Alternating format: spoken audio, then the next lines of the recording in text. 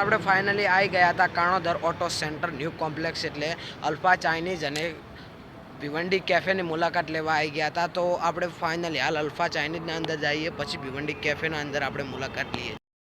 જો કે આપણે ફાઇનલી આવી ગયા હતા અલ્ફા ચાઇનીઝના અંદર, જે કે અલ્ફા ચાઇનીઝનો નજારો બધો આ ટાઈપનો છે.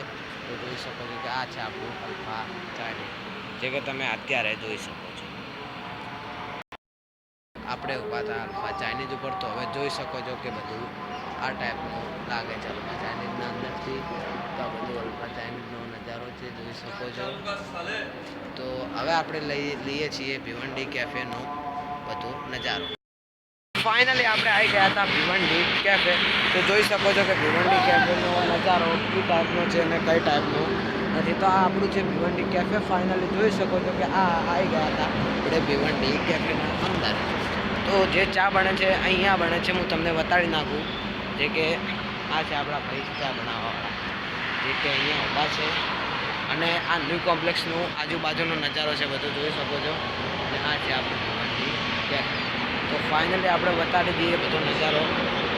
ખુરશી ટેબલનો નજારો બધો આ ટાઈપનો છે, જોઈ શકો છો.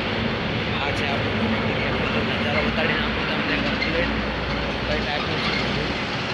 તો આ ટાઈપનું છે અને આ આપણું ભિવંડી કેફે. તો ફાઇનલી હવે આપણે બીજા બ્લોગમાં મળીએ છીએ.